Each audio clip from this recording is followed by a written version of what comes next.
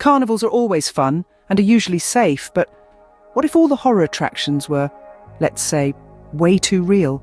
Would you still go?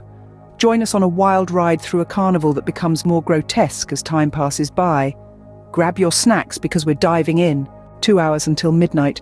Its iron gates creak open, beckoning visitors with promises of wonder. The tempting scent of popcorn and candy floss hangs in the air. The allure is irresistible. The promise of a night of free, nostalgic fun is too tempting to ignore. The carnival is ready for its guests, but are they ready for what awaits them? 46 minutes until midnight. Underneath the sparkling fairy lights, a group of 3 friends step into the carnival. Their eyes shimmer with excitement, mirroring the vibrant lights around them. The enticing aroma of popcorn and candy floss wafts through the air, drawing them further in. Alexander squeals with delight, tugging Ethan towards the Ferris wheel, his favourite ride. The carnival is bustling with joyous laughter and ecstatic cheers. Families, couples, and other groups of friends are scattered throughout, their faces glowing with amusement and anticipation. Everyone is in high spirits, their hearts beating in rhythm with the lively carnival music. The attractions are glamorous and captivating, each one promising a unique experience. The best part? Everything is free of charge. The carnival, once a forgotten relic, has transformed into a paradise of joy and excitement. The visitors are oblivious to the impending doom, their attention consumed by the spellbinding spectacles. The night is young, the fun has just begun, and the carnival is ready to put on a show. Little do they know the real spectacle is yet to commence. 17 minutes until midnight. Isabella, drawn by the sweet scent of candy, approaches a candy stall. The stall is adorned with colourful streamers, and an array of assorted candies is spread out on the table. The vendor, a man with a wide grin, encourages her to try a piece. Isabella's hand hovers over the candies before settling on a bright red lollipop. She unwraps it, her mouth watering at the thought of the sweet delight. She pops it in her mouth, expecting a burst of sugary sweetness. Instead, the taste of decay and rot fills her mouth. She spits out the candy, her face turning pale. She urgently warns her friends about the candy.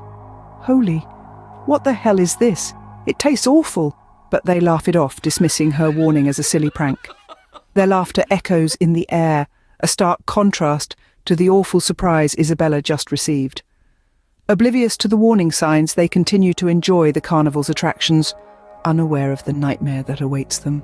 As the clock nears midnight, Alexander, a stout-hearted lad among the group, gathers his courage. He decides to explore the survival horror house, a decrepit, eerie structure standing ominously at the far end of the carnival. He tells his friends about his decision. "Guys, I'm going for the horror house at the far end. Wish me luck." "Okay, man, have fun. See you in a bit," replies Ethan. Alexander takes a deep breath and steps into the horror house, the door creaking shut behind him. The moment he sets foot inside, the carnival's true nature begins to reveal itself. Meanwhile, Isabella stays behind, her taste buds still recoiling from the rotten candy. She searches for an attraction that would wash away the bitter taste of her previous experience. Ethan finally musters the courage to walk towards the Ferris wheel, a symbol of the carnival's past glory. As the clock strikes midnight, the once jovial atmosphere of the carnival is replaced by a chilling silence. The friends, now separated, feel the carnival's sinister transformation. Laughter and cheers are replaced by hushed whispers and hurried footsteps. The music from the carousel slows to an eerie crawl. The lights, once vibrant and inviting, start to flicker and go off, one by one. The Ferris wheel, once a beacon of the carnival's glory, now stands as a dark, looming silhouette against the moonlit sky. The shadows grow longer, the darkness deeper, swallowing parts of the carnival and leaving only the cold, pale moonlight.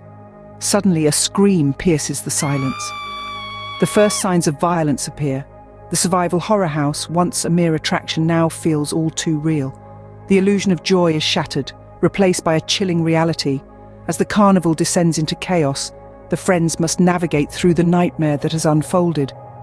Alexander, trapped in the House of Horrors, Ethan, lost in the shadow of the Ferris wheel, and Isabella, alone in the heart of the carnival, must find each other and escape as soon as possible.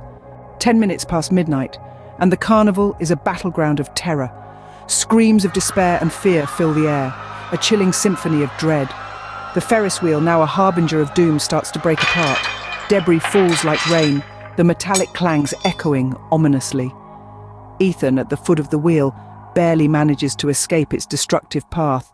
His heart pounds in his chest, adrenaline fueling his every move as he evades the metallic rain with mere scratches.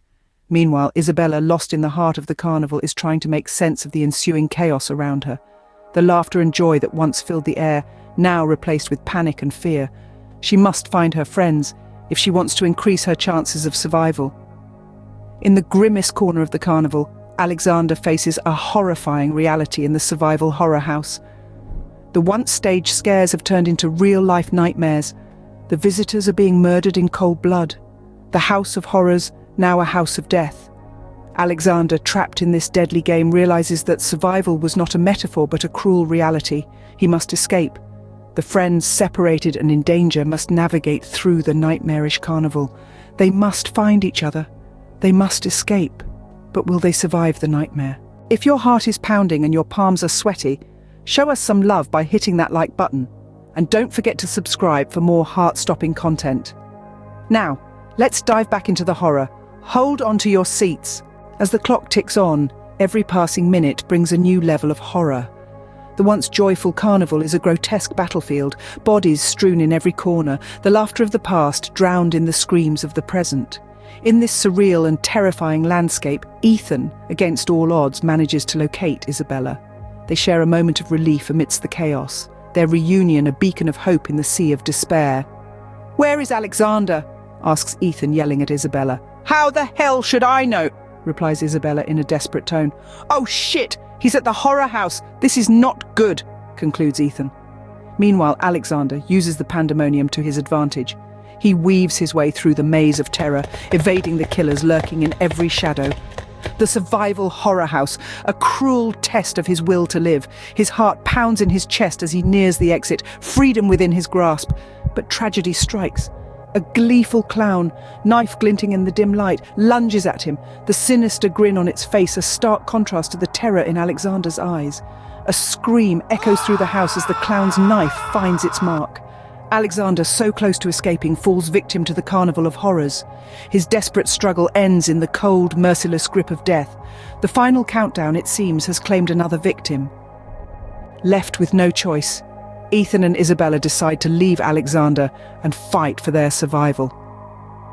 "We need to get out of here, now!" Ethan's voice is a desperate shout, his eyes scanning the area for any sign of danger, the fear of the unknown pushing them forward. But as they near the gate, their hearts sink. The exit, their only hope for freedom, is ominously shut. A cold shiver runs down their spine as they realize the magnitude of their predicament. "It's locked!" Isabella's voice trembles, the harsh reality hitting her like a punch to the gut. But Ethan, refusing to succumb to despair, scans the area. His eyes land on the towering fence enclosing the carnival. It's a daunting sight, but it's their only chance. "We have to climb the fence. It's our only way out," he says, determination burning in his eyes. Isabella nods, her face a mask of resolve. Ethan hoists Isabella onto his shoulders, her fingers scrambling for a grip on the fence. With every inch she climbs, the ground beneath her seems to recede, the world outside the carnival becoming a distant dream. Ethan's muscles strain under the weight, but he refuses to give in. The survival instinct kicks in, pushing them to their limits. "Keep climbing, Isabella, we're almost there!" Ethan shouts. His voice barely echoes through the chaotic carnival. Isabella managed to climb her way out, but what about Ethan? With Isabella safely on the other side, Ethan is left to face the nightmare alone. The gravity of the situation sinking in. Ethan's eyes dart around the chaotic scene, landing on a stack of wooden crates.